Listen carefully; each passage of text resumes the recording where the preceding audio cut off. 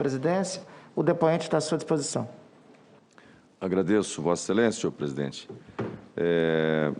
Doutor Tati, o senhor é um médico conceituado, bastante respeitado entre seus pares e foi convidado a assumir o Ministério da Saúde em meio a um grande desafio em saúde pública, que é a pandemia do coronavírus. Talvez em nenhum outro momento um desafio tão grande.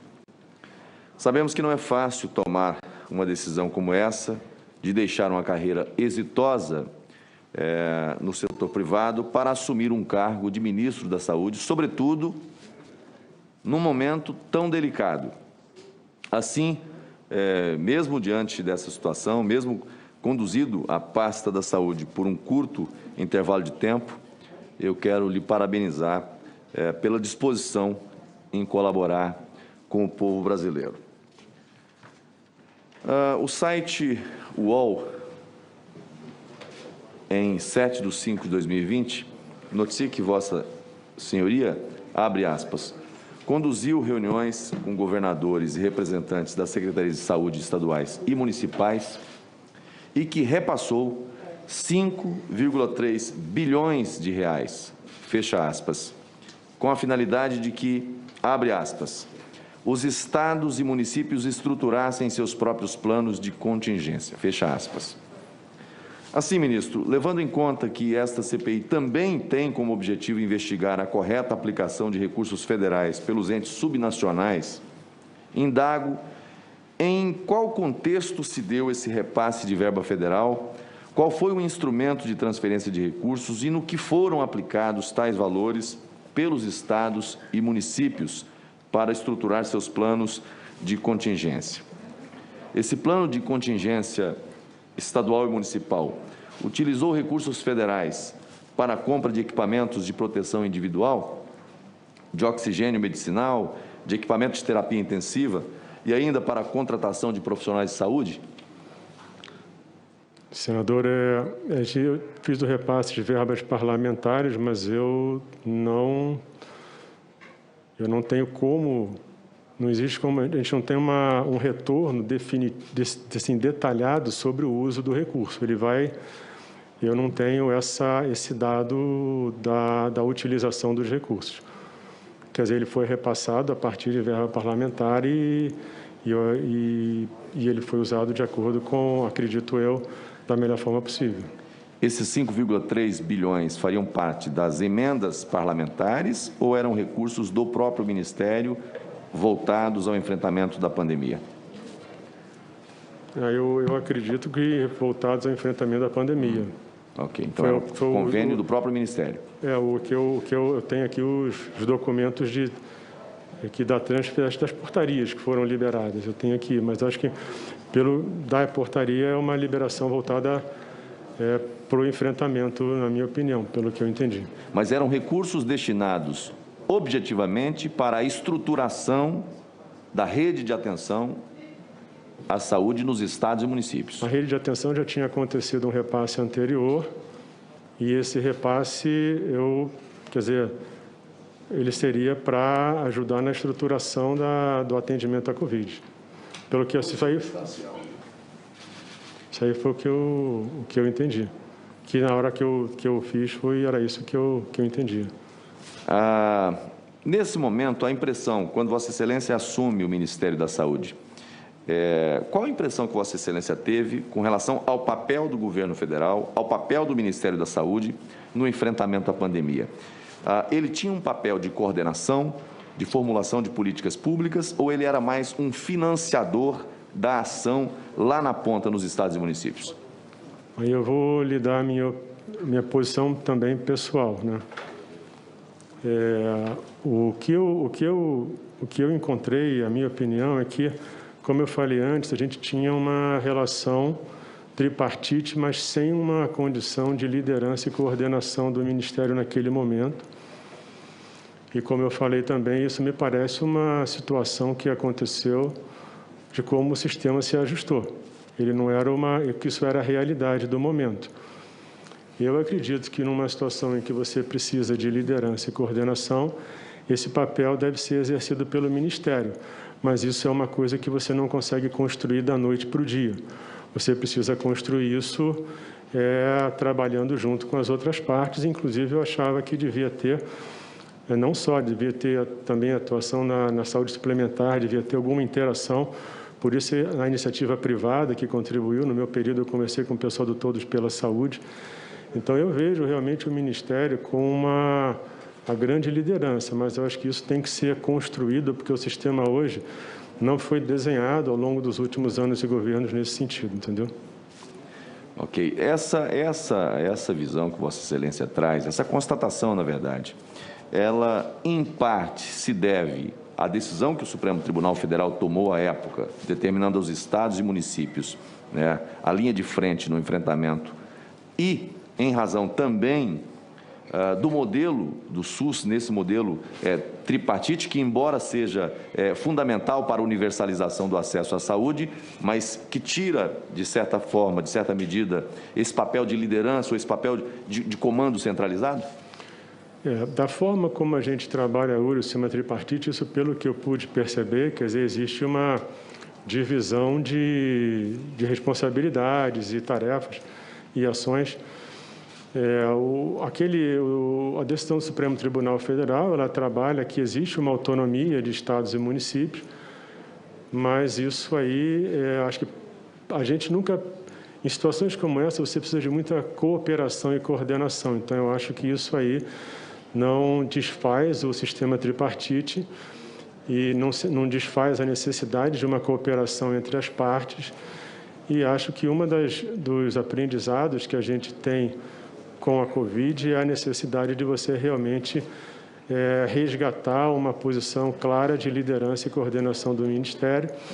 E acho que isso vai acontecer também quando ele tiver um gerenciamento maior das informações, do que acontece ao longo do caminho, de como como está sendo feito em estados e municípios. Ok. Na mesma matéria do site UOL, a reportagem relata que, abre aspas, o Ministério diz ainda que em menos de 30 dias foram habilitados 3.236 leitos de UTIs voltados exclusivamente para o combate ao coronavírus em 23 estados, além do Distrito Federal, totalizando um repasse de 450 milhões para a manutenção desses leitos. Vossa Senhoria pode nos contextualizar como se deram as tratativas para que o governo federal socorresse os estados por meio da transferência de verbas para leitos nesses estados?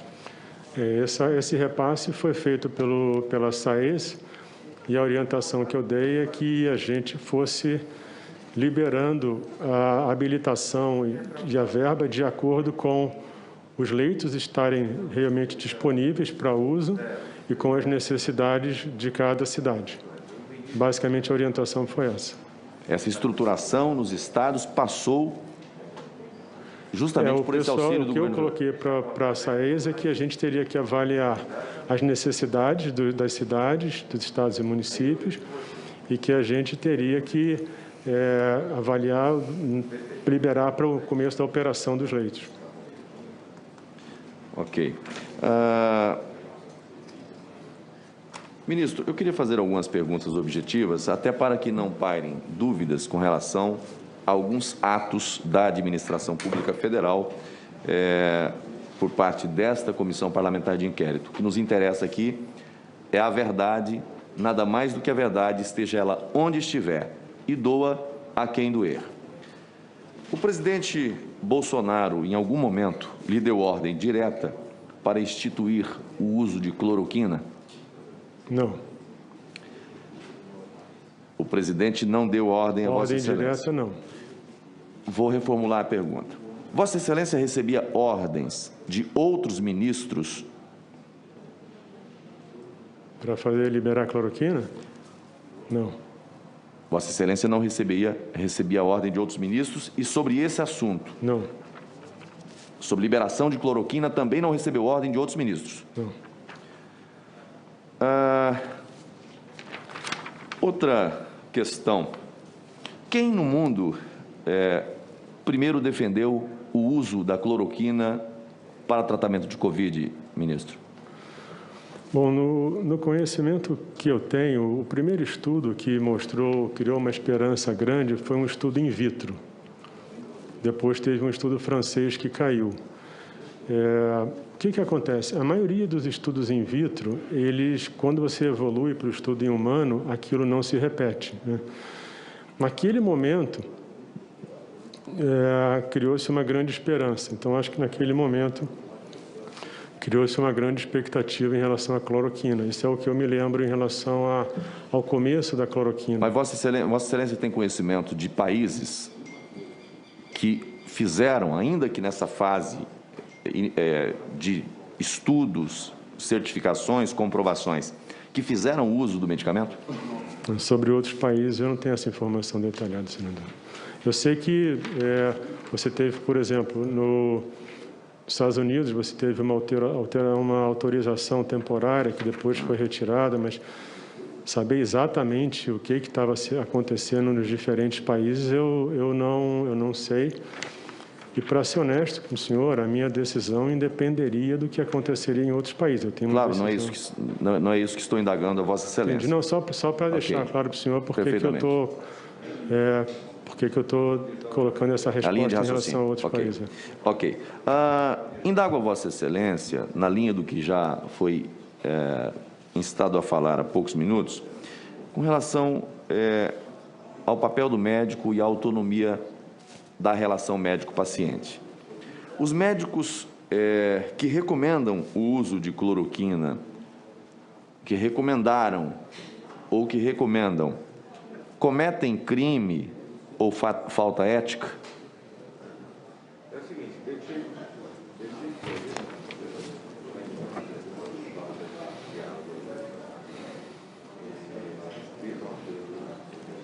Eu acredito que eles, nesse momento, com a informação que a gente tem hoje, eu acho que é mais relacionado mais à competência, eu não sei, é difícil julgar em relação a crime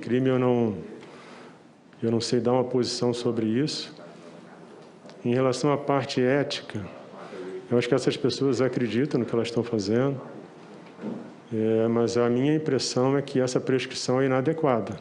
Então, seria, na minha opinião, mais uma coisa em relação à competência do que uma coisa criminal, por exemplo. Então, eu não sei se eu caminharia nessa direção. O que a gente tem hoje, como eu comentei, existem hoje instituições mundiais, né, nos Estados Unidos, Organização Mundial de Saúde, Cochrane, Europa, que eles avaliam as drogas novas, avaliam. Então, o que eu faço é pegar essas instituições que são consideradas como uma referência e balizar o que eu recomendo com base no que elas falam, entendeu? Como eu coloquei antes, não existe uma defesa ou uma acusação de um remédio. Se em algum momento existir algum estudo de qualidade referendado que diz que o remédio funciona em determinadas situações, eu vou recomendar. Não é uma defesa, entendeu? Uma médica que faz uma paciente aspirar cloroquina, ela comete um crime ou não? Bom, ela fez uma coisa errada. Errado. Então, quer dizer, se o médico prescrever veneno de rato para uma pessoa dizendo que aquilo cura, não é crime também. É uma coisa errada. Ok. Não, senador, eu não estou dizendo que não é crime. Eu não tenho... Coisa errada é uma coisa. Crime é outra. Você levar a óbito uma paciente, como levaram a óbito uma paciente no meu estado, porque mandou aspirar cloroquina. Eu posso falar assim, Eduardo, eu sou o presidente da comissão, eu só estou querendo ajudar, porque o ex-ministro ele está levando a comissão, sabe, nada é objetivo, eu não me lembro, eu não me coio, porque eu vou fazer umas perguntas daqui a pouco, talvez se ele não se lembrar, não adianta. Presidente. Trazer uma pessoa para depor que não lembra, que diz o seguinte, que saiu a cloroquina, mas houve intervenção, mas não sabe quem interviu, quem quis. Então fica difícil para a gente. E ele está sob juramento aqui.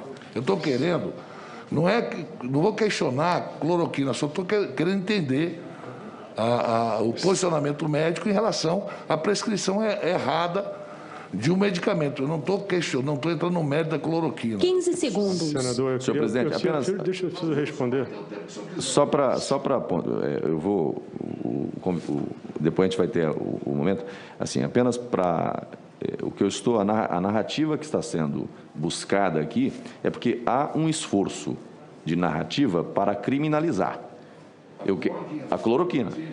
Ok? Eu estou tomando o depoimento de um depoente e quero a impressão dele sobre esse protocolo com a recomendação médica. É isso.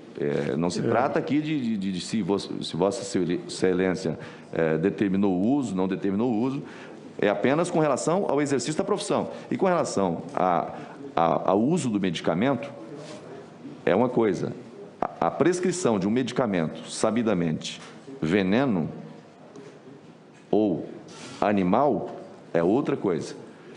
Indago, Vossa Senhoria, e aí pode complementar o raciocínio que estava tendo antes, é que, assim, existe algum medicamento registrado no mundo que tenha, na sua indicação, na sua bula, a recomendação para a Covid?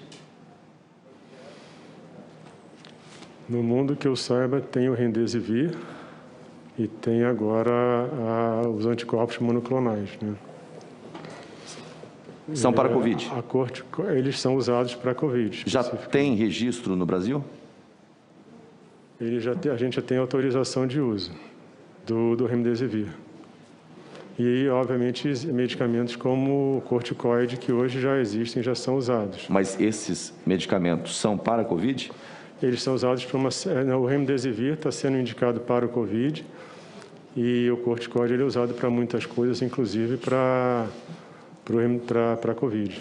Qual a visão que Vossa Excelência tem com relação ao chamado kit Covid? E explico. Não necessariamente que contenha a cloroquina ou a hidróxido, a azitromicina, um corticoide, um anticoagulante, uma ivermectina, a vitamina D, enfim. Esses medicamentos têm indicação direta para a Covid? Porque, caso não tenha, os médicos estariam indicando placebo? Eu acho que não tem indicação para a Covid, os médicos estão indicando remédios que não funcionam. É um erro ou é um crime? Aí eu vou aproveitar e responder para o presidente. Presidente, a minha colocação, quando a gente fala em crime, é que eu não tenho o conhecimento jurídico para opinar. Se dentro da lei, uma pessoa que prescreve um remédio que claramente pode levar à morte de forma inadequada, isso é considerado um crime, isso vai ser um crime. A minha preocupação aqui é que eu não tenho conhecimento jurídico, e quem não tem conhecimento jurídico realmente é um mundo muito distante, para afirmar alguma coisa de tamanha gravidade. Então, aqui é só uma limitação de conhecimento jurídico, basicamente é isso. Agora, que é completamente errado você prescrever nebulização com comprimido de cloroquina, claramente é. Agora, se a lei trata isso como um crime, então vai ser crime. Agora, aí a lei é que vai dizer, não sou eu que vou dizer, entendeu? Senhor presidente. Só para colaborar, e pedindo a sua licença, presidente, a definição do que vai ou não vai ser crime caberá à justiça criminal. Só para que a gente possa avançar nossa inquirição sobre fatos concretos sobre os quais a testemunha pode falar. Isso. Agradeço. Eu vou fazer a última pergunta, senhor presidente, já caminhando aqui para o final, me dando por satisfeito com a honestidade do ministro no trato dos temas aqui, independente da posição dele. Mas as falas de Vossa Excelência significam muito para quem busca uma investigação isenta e imparcial. Ministro Tait, no seu perfil na rede social do LinkedIn, Vossa Senhoria publicou um artigo em 3/4/2020, portanto, 2 semanas antes de assumir como ministro da Saúde. Nesse artigo, o senhor aborda projeções... Só para falar, Vossa Excelência, nós já ultrapassamos bastante os 15 minutos que Vossa Excelência de Direito. Como eu interrompi e o senador Alessandro também interrompeu, nós vamos dar para Vossa Excelência mais alguns minutos. Agradeço, Vossa Excelência, e vou fazer só essa pergunta e encerro, senhor presidente. Nesse artigo, o senhor aborda projeções e modelos matemáticos utilizados ao redor do mundo na construção de cenários a respeito da evolução da pandemia.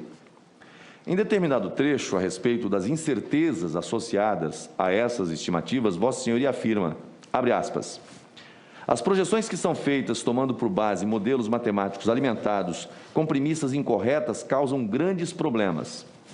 Os números gerados pelos modelos, que deveriam ser tratados apenas como possíveis cenários, cercados de enorme incerteza quanto à sua possível realidade, acabam sendo tratados como uma evolução provável, quase como um fato concreto, fecha aspas. No dia de ontem, nesta CPI, o ex-ministro Mandetta tornou pública uma carta ao presidente Bolsonaro em que alertaria sobre a possibilidade de o Brasil ter 180 mil mortes por conta da Covid-19. Infelizmente, para nós e para muitas famílias, essa doença, até o momento, já levou a vida de mais de 400 mil brasileiros, de acordo com dados do painel Coronavírus do Ministério da Saúde, atualizado no último dia 4/5, às 19h25. Para ser mais específico, 411.588 vidas. No seu artigo, o senhor aborda a projeção do Imperial College London, o qual, em 27 de março de 2020, projetou um cenário mais pessimista, 1.152.283 mortes no Brasil por conta do coronavírus. E a respeito desse estudo, o senhor anotou que, abre aspas, com medidas de supressão precoce, as projeções do número de mortes pelo Imperial College para o Brasil cairiam para 44.212, uma redução de 96%, fecha aspas. A sua conclusão foi que, tanto em um cenário como em outro, as projeções do Imperial College seriam exageradas. Fiz todas essas considerações para ouvir de Vossa Senhoria, como médico e como gestor, se é possível imputar a qualquer gestor público do Brasil e do mundo alguma responsabilidade por estudos, projeções, estimativas a respeito de previsão de mortes por conta da pandemia do coronavírus. Eu só coloquei no comentário, no texto, o modelo matemático ele é simplesmente um exercício matemático. E você vai chegar a diferentes números dependendo da premissa que você assumir. O que eu vejo em relação à Covid é que ela tem muito desconhecimento sobre a história natural da doença, sobre a evolução, sobre as coisas novas que acontecem, sobre novos medicamentos, sobre vacina.